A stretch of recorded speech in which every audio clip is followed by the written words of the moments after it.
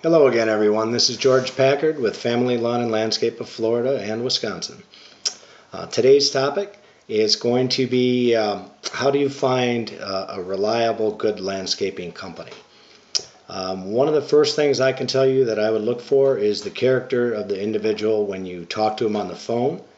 Is he polite? Is he interested? Does he want to come out and look at your property right away, or does he want to meet you a week from now and look at it? Good companies will try to get there immediately or within an hour or two, or at least through sometime during that day, if at all possible. Other companies, if they put you off, they do it for a number of reasons, but they're probably stretched too thin to begin with that they can't get out and see you right away. So that's one of the things I would look for. They need the character of the individual when he does come out to see you is another thing I would look at. Is he genuinely interested in what you have to say? Is he listening to you when you're talking? Does he ask you questions? If he just sits there and just kind of goes with the flow and doesn't say much about anything, things to be concerned about, I guess. I know when I go out to a job site, a potential job site, I try to ask every question I can. I want to leave that. When I leave that day, I don't want there to be a doubt in my mind about what the project is, what it consists of, how long it's going to take me to do, and both the customer and myself have a clear understanding of what's involved and what they expect from me and what I expect from them. So we each have a good understanding, but their character is very important. A list of references is something that's also very important. Don't be afraid to ask them for a list of references, because if they do good work, and they're all going to tell you they do good work, ask for a list of references. Just get a couple of names, call those people up and ask them how they did. Let's say, for example, you wanted a paver patio put in. Ask for a reference in regards to a paver patio. Don't ask for a reference about putting a lawn in or putting in shrub beds or anything like that. Make sure it pertains to what you're having done, okay? Make sure they have a professional appearance. If they come out and they look professional, they're probably going to be professional. They come out, they look professional, they talk professional, they come out with nice looking equipment, not a rusted out old bomber truck. These guys are probably very good qualified people. Check out their website. Take a look on there and see if they have any reviews, customer reviews on their website. That's always a good thing to check out.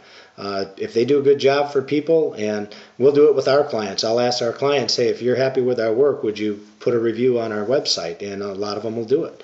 So that's another good place to look. And then you can also tell more about their company too by looking at their website. You can see what kind of things they're involved with and the demeanor of the whole company. So good thing to check out. You can go on the Better Business Bureau and check out for complaints against these companies. You would be surprised.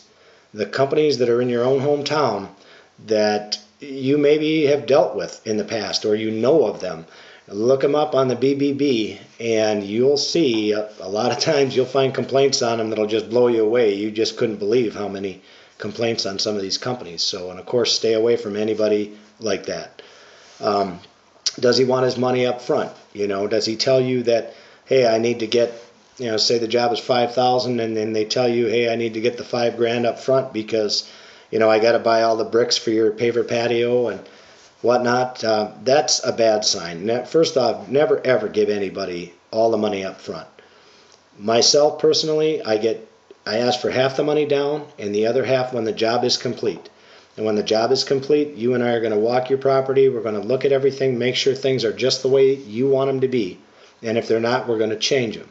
So that when I leave at the end of the day, you're happy, I'm happy, and we don't have any problems. If they ask for money up front, especially all the money up front, it's okay to ask for some of the money because you almost have to, but not all the money. Because you wouldn't believe the horror stories I've heard of people that take the money and run, and you can't get a hold of these guys. Okay, there's some shady characters out there. So just be aware of that. Make sure that they explain the process to you. What they're going to do when they get there, how they're going to do things. Okay, kind of a systematic approach to things.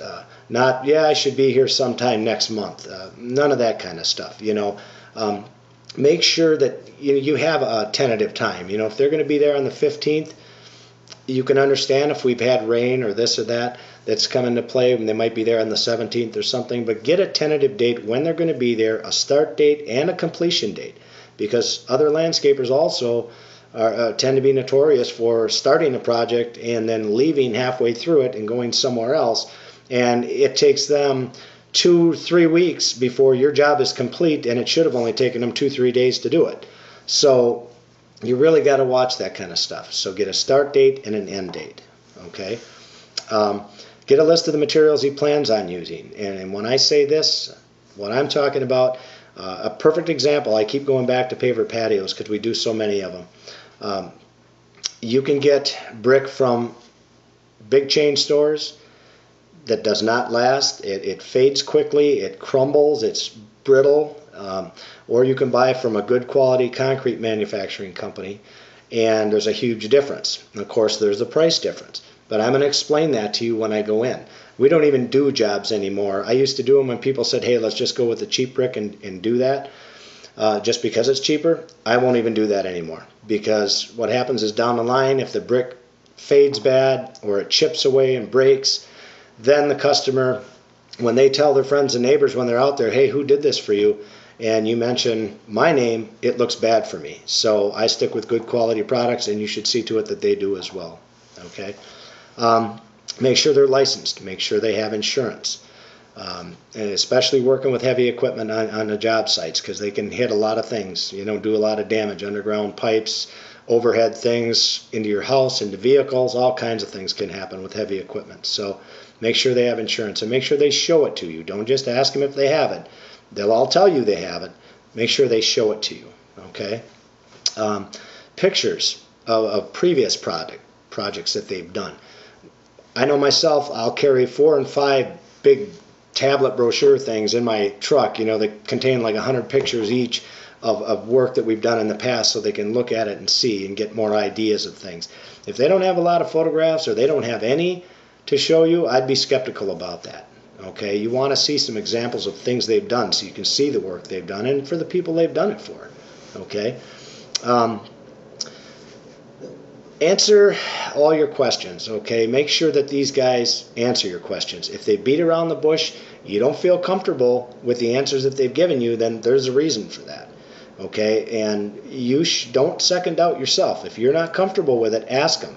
Get the answers you need before you let that man walk away from there, because if he's a potential guy that you're going to have on your property, you need to be able to trust him, and you need your questions answered. So make sure that they answer them accordingly. Okay. Make sure they have a good reputation in the community, and a lot of times word of mouth comes around, and that's helpful, and that'll help you make a decision on whether or not to hire a person also. Okay. Make sure that they'll warranty their work. Make sure they'll stand behind it. Okay, and get it in writing, not a handshake. Handshakes are gone. They're a thing of the past. Get it in writing. I'll put it in writing with any of my customers for any of our work. And if they're not willing to put it in writing for you, that they'll stand behind that in writing on that contract, walk away. Absolutely walk away. That should be a red flag to you to walk away from them. The other thing to talk about is are they willing to repair damage that's done? Let's say they came in to do a paver patio for you or a retaining wall, and using the heavy equipment, you tear up part of the lawn areas doing that, which always happens. Are they going to fix that? Because if it's not in the contract, odds are they're not going to fix that. And at the end of the contract, you're going to look at them and say, hey, George, you tore up all my lawn out here. You're going to fix that, right? He's going to say, well, it's not in my contract to fix it. So legally protect yourself and make sure it's in there. Okay. Hopefully you found this video helpful. Please check out our other videos at familylawnfl.com or familylawnandlandscape.com. And I certainly appreciate your time, and I hope this video was helpful for you. We'll talk to you again soon. Thank you.